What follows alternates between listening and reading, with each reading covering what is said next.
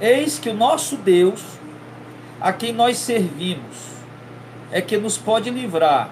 Ele nos livrará do forno de fogo ardente e da tua mão, ó rei.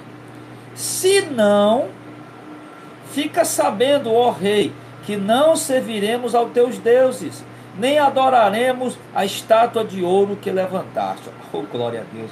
Olha só, queridos, a ousadia desse homem. O que está acontecendo aqui? Três amigos de Daniel, Ananias, Misael e Azarias, que o rei Nabucodonosor batizou de Sadraque, Mesaque e Abidnego. Essas pessoas, né, Ananias, Misael, Azarias, Daniel, eles moravam na parte sul do reino de Israel. Depois da divisão, ficaram ali na parte sul, cuja capital era Jerusalém, onde estava o templo, e era chamado de Judá, né, a região de Judá. E o que acontece? Ali tinha no ano 722, o rei da Síria havia invadido a parte norte, tá? E tinham levado cativo para a Síria, a região norte. E no ano 720 ele tentou invadir Jerusalém, não teve êxito, não conseguiu. Só que quando chegou o ano 605, 606 a.C., o rei Nabucodonosor invadiu a cidade. Levou cativo nessa primeira leva, levou cativo exatamente na primeira leva, no ano 605, 606, levou cativo. Primeiro o Império Babilônico abateu o Império Assírio, né? Que tinha levado o reino do sul, o reino do norte cativo.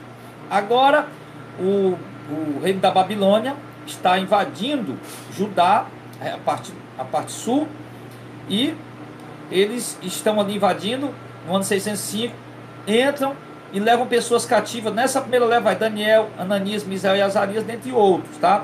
Depois vem uma segunda invasão, que é no ano 597, 596, tá? E depois vem a terceira e última invasão, que foi a pior de todas.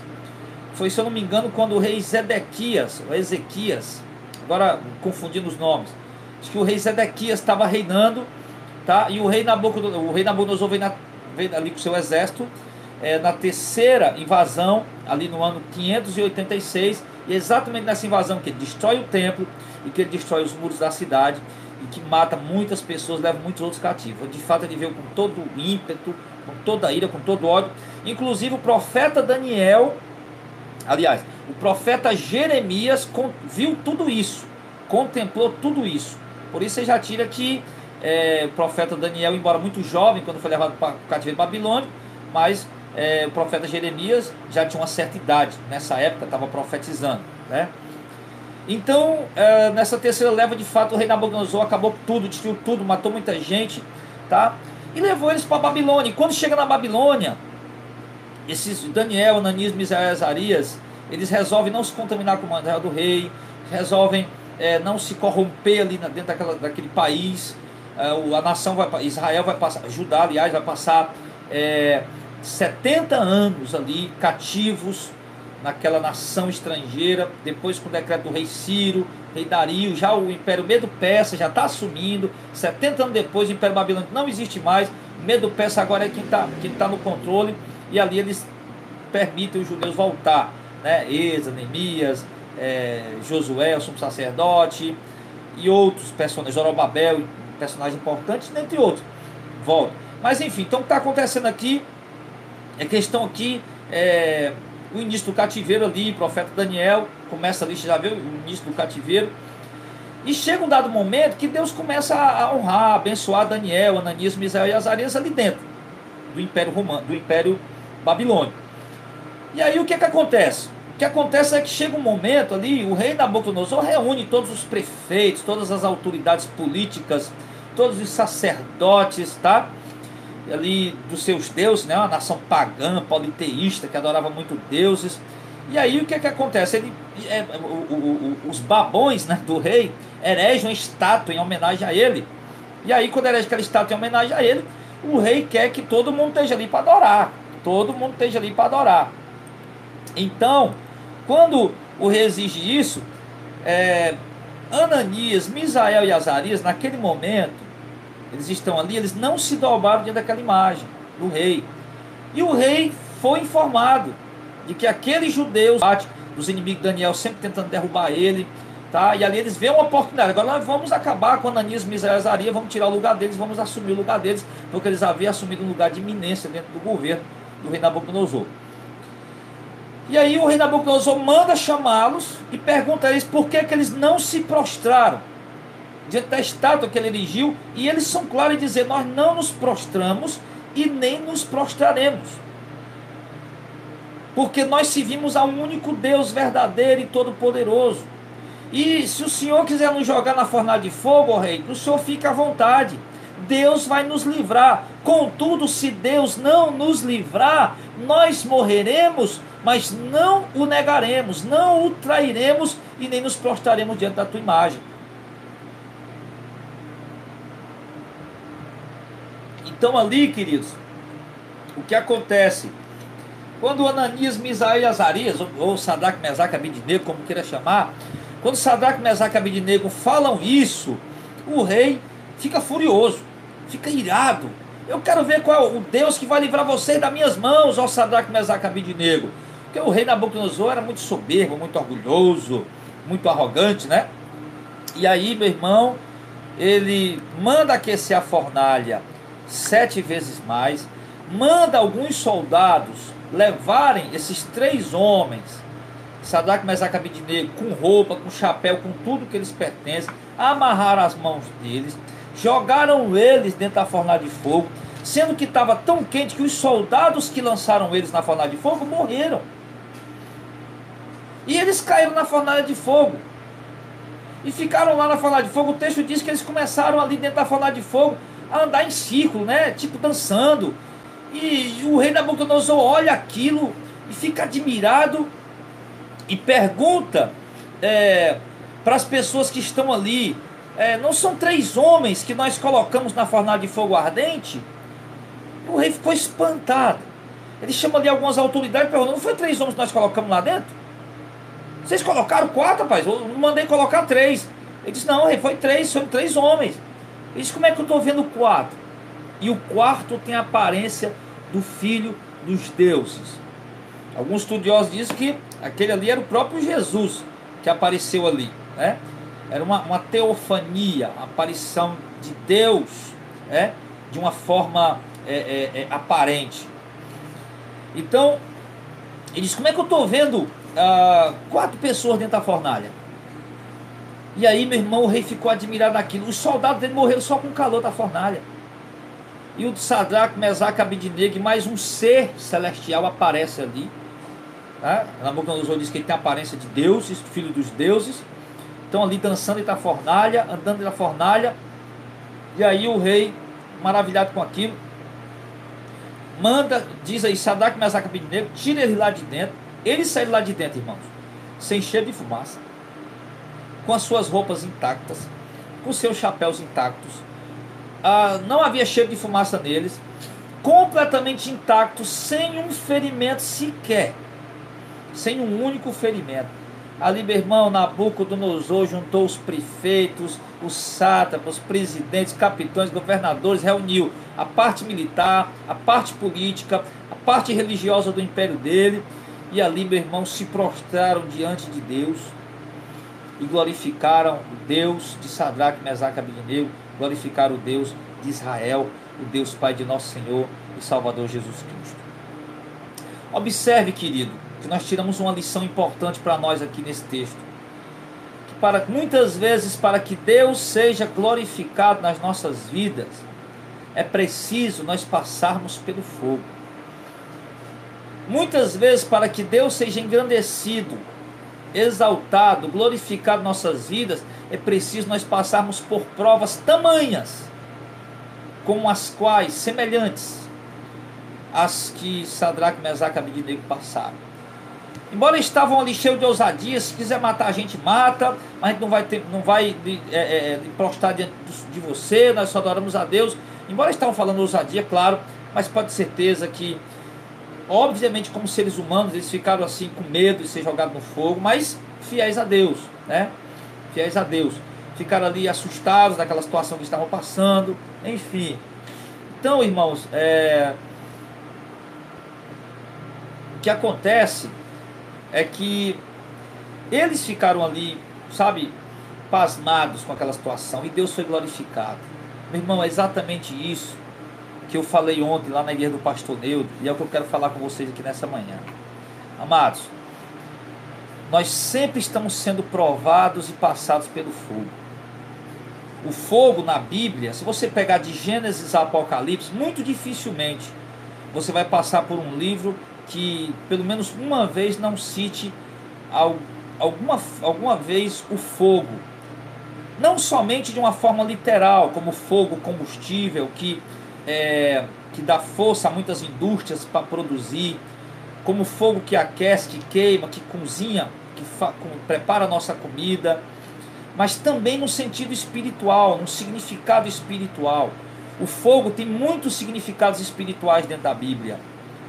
E nós listamos dos muitos significados espirituais, claro que nós não podemos falar de todos, mas nós listamos 3 significados espirituais do fogo, utilidades, né, que a Bíblia ela simboliza, usa ali como um tipo, como um símbolo, o fogo de uma forma espiritual. Lá em 1 Pedro capítulo 1, do verso 3 ao 7, a Bíblia diz que um dos significados espirituais do fogo, que é o primeiro que eu vou citar aqui para você, eu vou citar 3 ou 4, são as provações da nossa fé. O apóstolo Pedro disse, querido, muito claramente, no verso 7, que a prova da nossa fé é muito mais preciosa do que o ouro que perece, e é provada pelo fogo.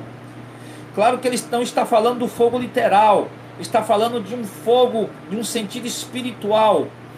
Está usando aqui uma alegoria, uma ilustração, para mostrar as provas difíceis que o crente tem que passar para que sua fé seja confirmada, para que sua fé seja purificada. Porque exatamente a Bíblia diz, muitos são chamados, mas poucos escolhidos. E os escolhidos são exatamente os que creem, os que têm fé. E claro, são escolhidos porque foram escolhidos antes mesmo de serem gerados. Foram escolhidos antes mesmo que o mundo viesse a existir. Tá? Mas aí você vê que a Bíblia diz que, Mateus capítulo 13, que o reino dos céus é como uma rede jogada ao mar, que apanha toda espécie de peixe. Ou seja, a mensagem do reino de Deus atrai muitas pessoas, atrai toda espécie de peixe. Nesse contexto de Mateus 13, ele usa a palavra, né, o termo peixe, para tipificar as pessoas, simbolizando pessoas. Tá? Então, o reino da mensagem de Deus atrai muita gente, atrai muitas pessoas. Mas chega na consumação do sexo, vai haver uma separação, vai haver uma divisão.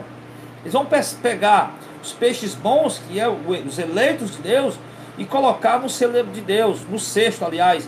Vão pegar os peixes ruins e colocar fora. Do mesmo jeito ele usa o joio e o trigo, que na consumação do sexo, o joio vai ser amarrado em feixe queimado, o trigo vai ser colocado nos celeiros de Deus. E então a gente sabe, irmãos, que o reino de Deus ele atrai muitas pessoas. Ele atrai muito, claro que nesse contexto do joio e do trigo ele está falando não da igreja, mas ele está falando do mundo, né? O campo é o mundo, ele deixa claro isso. Mas contudo a nossa fé precisa ser provada, para que realmente fique claro para nós que nem todos que estão na igreja são de fato igreja. Nem todos que fazem parte de uma comunidade cristã são realmente cristãos. Porque hoje essa nomenclatura cristão, ela ficou banalizada. Hoje todo mundo é chamado de cristão. Mas na verdade, esse termo cristão, ele foi, se eu não me engano, ele foi citado pela primeira vez lá em Antioquia. Os discípulos foram chamados cristãos. Mas por que foram chamados cristãos? Porque falavam de Cristo. Porque o que eles pregavam sobre Cristo, eles viviam parecidos com Cristo. Então, ao observar o que eles pregavam sobre Cristo, e como eles viviam o que eles pregavam sobre Cristo, então a vida deles de fato refletia Cristo, então eles foram apelidados, vamos dizer assim, de cristãos, né? Ou pequenos cristos. Então, queridos, a partir do momento que nós somos chamados por Deus, a nossa fé ela passa a ser provada. Nós somos chamados para uma caminhada. E a nossa fé é provada. E depois dela ser provada, ela vai sendo purificada e vai se tornando cada vez mais preciosa. Mais preciosa do que ouro. O ouro que perece. Nós sabemos que o ouro, ele é um dos elementos, dos metais mais cobiçados da terra. Ele é algo de um valor muito alto.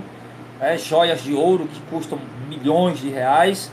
Mas a Bíblia diz que a nossa fé tem um valor incomparável, tem um valor inigualável, tá? Então,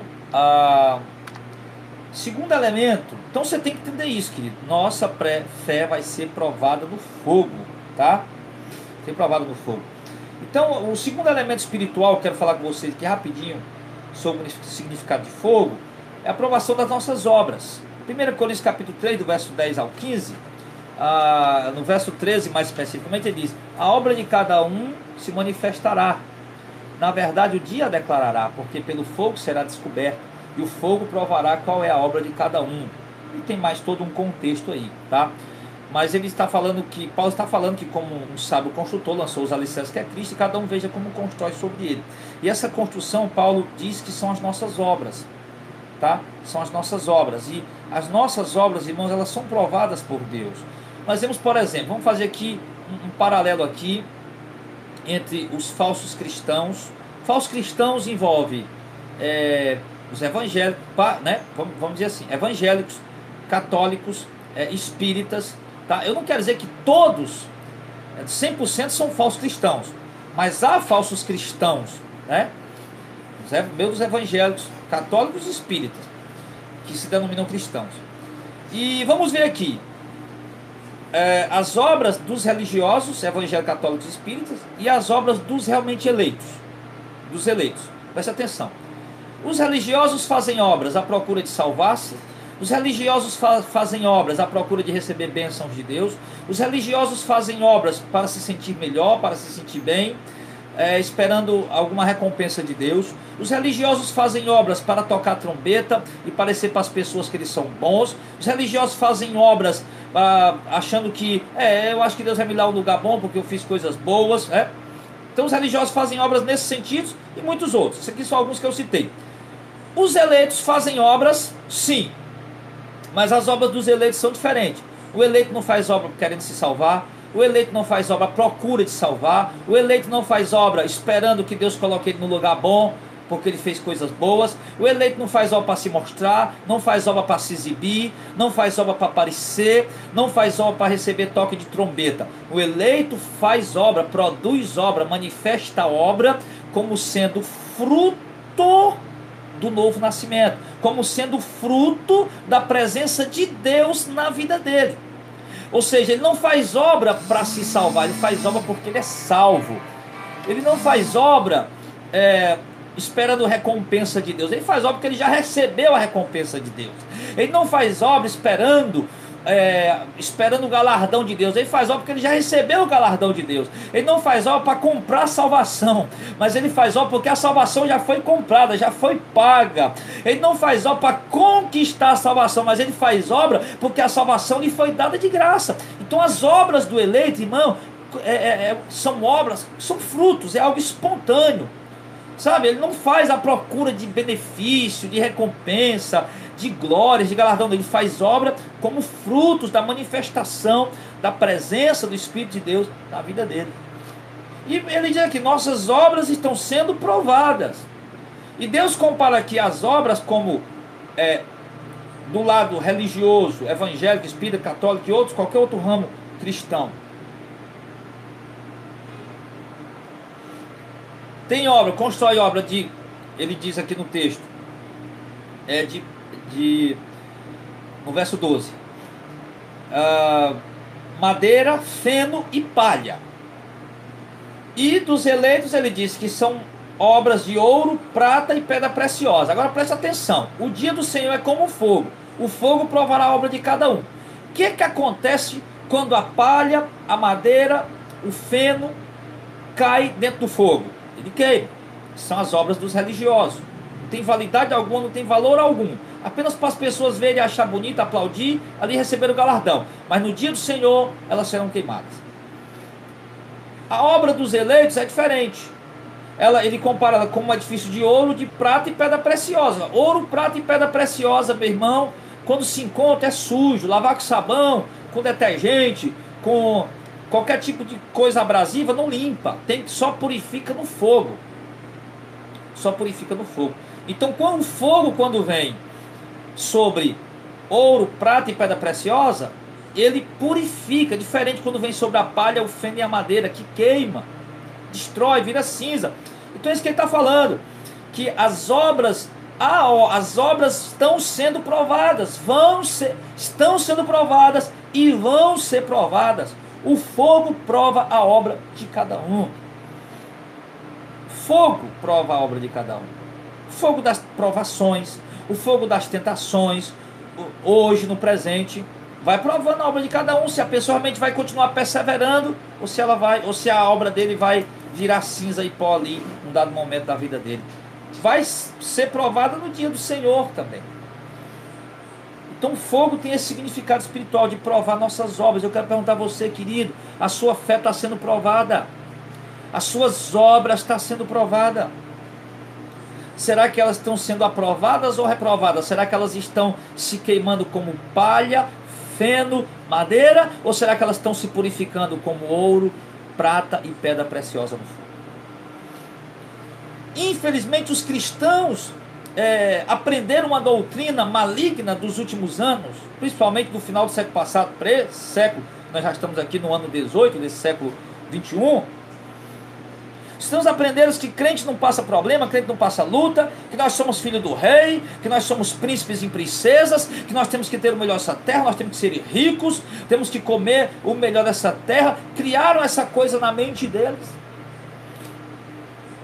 E quando o crente vai passando luta, dificuldade, adversidade, problema, doenças, enfermidade, problema no casamento, na família, problema financeiro, ele começa a achar que Deus não está com ele, que Deus o esqueceu. Ele começa a achar que Deus não o ama, que ele não está salvo. Sim, e não entende, querido, que a vida do crente é uma vida de provação. Deus continuamente passa-nos pelo fogo para nos provar, querido. E nós precisamos entender isso. Não é para desesperar, não é para jogar tudo para cima e abandonar. Não, você está sendo provado. Tem gente me ouvindo agora sendo provado no casamento. O casamento não está bem. Sendo provado no meio da família. Está tendo ali alguma coisa aí no meio da família. Tem gente que está me ouvindo agora, está sendo provado, meu irmão. Olha, eu não estou aqui profetizando não, viu, irmão? Eu estou falando pela lógica, tá?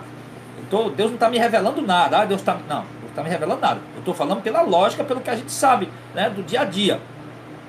Tem gente que está me ouvindo agora aqui, que está passando, irmão, provação de fogo na vida financeira. Está desempregado, acabou o seguro-desemprego, tá? Já está vendendo até o que tem para poder comprar o pão para dentro de casa. Já estourou o cartão, já comprou fiado onde conseguiu comprar, não consegue pagar, está passando provação. E tem gente que está me ouvindo agora que está num leito, agora em casa, doente, que estava cheio de saúde, agora está doente, talvez esteja no hospital. Gente que está me ouvindo agora está no hospital, está internado, ou descobriu que está com uma doença ruim, com uma doença má, e que está desesperado, achando que Deus o abandonou. Eu quero dizer, meu irmão, a Bíblia diz que Deus nos prova constantemente, que nós passamos pela fornalha das provações, a nossa fé, as nossas obras. Agora é que é a hora de você ficar firme. Tem gente que fica tipo fazendo chantagem com Deus. Uma vez uma mulher falou para mim assim: olha, se Deus curar meu pai, eu vou ser crente. Aí eu perguntei: não, tá errado isso. Eu falei: tá errado. Como é que é isso? É uma moeda de troca? Não existe isso. Eu acho que você tem que falar para Deus o seguinte: olha, Deus, eu quero que o Senhor cure meu pai, mas mesmo que o Senhor não cure ele, eu te amo e vou te servir.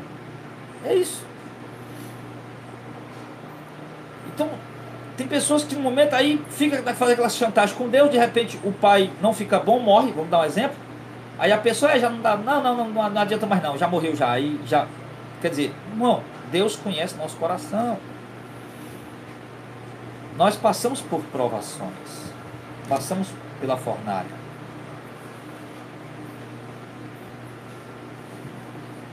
Das provações. E o fogo prova nossa fé e nossas obras. O terceiro e último significado, que eu agreguei aqui dois, do fogo, é o juízo de Deus sobre os ímpios e a salvação dos que servem a Deus. Só observe lá em Malaquias capítulo 3, do verso 18, ele diz: então vereis outra vez a diferença do justo e do ímpio, entre o que serve a Deus e o que não serve. Malaquias 4, 1 ao 3.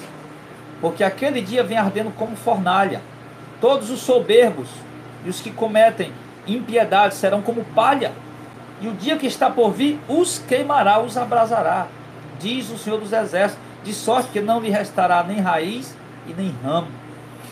O que está falando? Que o dia do Senhor, quando o Senhor vier, ele fala que vai vir como fogo, e os ímpios evangélicos, que está cheio, meu irmão, cheio de herege, cheio de falso profeta, cheio de gente distorcendo a palavra, pregando heresia, criaram apenas um movimentozinho gospel, de emoção, tá? Para atrair pessoas e ter um momento ali de terapia e nada mais, não tem nada de espiritual, não tem nada de Deus, é só um momento de tratamento psicológico, as pessoas são envolvidas e acham que o poder de Deus está ali, gente distorcendo a palavra, adulterando a palavra, gente na igreja sem o mínimo interesse de servir a Deus, apenas à procura de fazer uma campanha para receber a vitória, a bênção, a conquista. Então ímpios, pessoas desonestas, mentirosas, adúlteros, prostitutos, homens e mulheres que mesmo conhecendo a doutrina separam-se dos seus cônjuges e vão ter uma nova aventura conjugal, jovens que mesmo conhecendo a doutrina, mas que vivem em fornicação, pessoas que mesmo conhecendo a doutrina, empreendedores que mesmo conhecendo a doutrina, que mentem, que enganam pessoas, que vendem um produto fraudulento, enganador, que levam o cliente a ter prejuízo. Ímpios dentro da própria igreja. E a Bíblia diz, irmão, que o dia do Senhor vem como fogo para queimar ímpio, seja ele evangélico, católico, espírita, seja que religião for ele, meu irmão. Ímpio é ímpio e acabou. Ímpio é quem não teme a Deus, que não obedece a Deus, vai ser queimado no fogo no dia do Senhor. Então fogo tem esse significado espiritual também, de condenação, de juízo eterno de Deus sobre os ímpios. Aqui em 1 Tessalonicenses, deixa eu pegar rapidinho aqui. Enquanto eu pego, deixa eu lembrar você, olha, o meu novo canal, Pastor Jardel Fernandes Oficial. Eu estou aqui pelo canal Missão de Fé Oficial, tá vendo, né? Mas aqui no bate-papo, que eu já mandei um alô para os irmãos do bate-papo aí, tá aí, ó. Se inscreva no meu novo canal, o canal Pastor Jardel Fernandes, esse canal que eu mandei aí, ó. Clica aí, já te leva pro canal Pastor Jardel Fernandes Oficial, se inscreve nele, me ajuda a fazer esse canal crescer aí, tá bom, irmão? Canal de pregação curta, 1 minuto, 2 minutos, 2 minutos e meio de pregação, as mensagenzinhas, a gente corta as mensagens e envia para esse canal, você compartilhar nas redes sociais, Facebook, baixar pro seu YouTube também, compartilhar pelo WhatsApp, enfim, você compartilhar aí com quem você quiser. Canal Pastor Jardel Fernandes Oficial, tá? Então tá aí a descrição aí no bate-papo, tá bom? Eu vou colocar a descrição também do meu novo canal de pregações curtas, Pastor Jardel Fernandes Oficial, na descrição dos vídeos do Ministério Missão de Fé, porque aí já fica mais fácil para as pessoas encontrar, né? Até ele ficar também destacado no YouTube. Se você colocar Missão de Fé o Pastor Jardel hoje, vai aparecer esse canal aqui, que é o Missão de Fé Oficial. Mas aí, se a gente, Deus abençoar aí o meu canal Pastor Jardel Fernandes também crescer, aí então vai também aparecer nas primeiras páginas aí do YouTube. Então, querido, aqui em 2 Tessalonicenses, no capítulo 2, sobre o fogo, ele diz assim, do verso 7 ao 10, ó. E a vós que sois atribulados, descanso conosco, quando se manifestar o Senhor Jesus desde o céu, com os anjos do seu poder, como labareda de fogo. Olha só, o Senhor vem como labareda de fogo. Mais uma vez, ele usa essa simbologia. Como labareda de fogo, tomando vingança dos que não conhecem a Deus e dos que não obedecem ao Evangelho do nosso Senhor Jesus Cristo. Os quais por castigo perecerão, eterna perdição ante a face do Senhor e a glória do seu poder.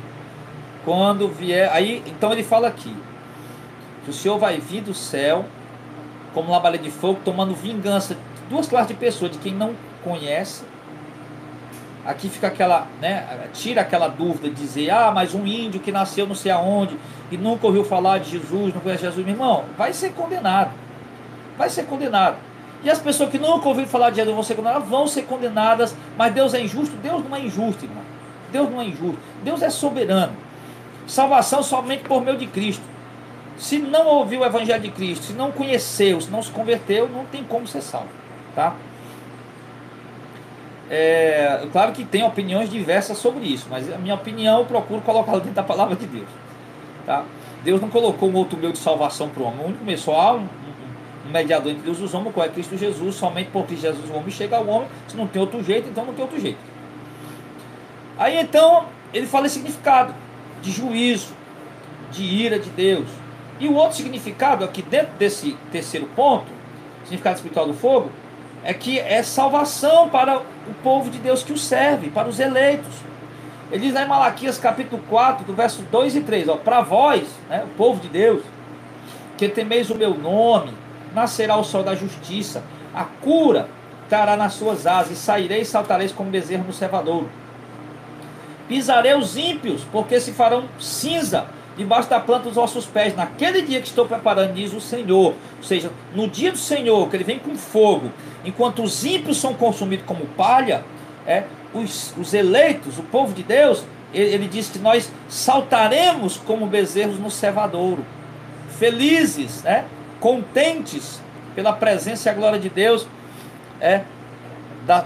da salvação que Deus nos deu. E os ímpios vão se fazer cinza embaixo dos nossos pés. Olha que vingança gloriosa de Deus, irmão. Olha que vingança gloriosa. E aqui, para concluir, tá? Então a gente vê o quê? O significado espiritual do fogo, né? Colocamos 3 aqui ou 4, né? O terceiro ele é dividido em 2. Então, pelo fogo, espiritualmente falando, o fogo prova a nossa fé. Segundo, prova nossas obras. Terceiro, queimará os ímpios no dia que o Senhor vier. Quarto, salvará os justos no dia do Senhor, tá? Para concluir, além de toda essa maravilha gloriosa que Deus fala espiritualmente sobre o fogo, tá? É que quando você passa a entender isso, irmão, você passa a olhar diferente para as provações, você passa a olhar diferente para as dificuldades que você passa na vida. Você começa a entender e perceber que Deus está te provando e que é necessário, como Pedro disse lá, é necessário ser conquistados com várias provações. É necessário, não podemos pular essa etapa da nossa vida, não podemos saltar essa etapa da nossa vida. Nós temos que ser provados. O texto é muito claro em dizer isso.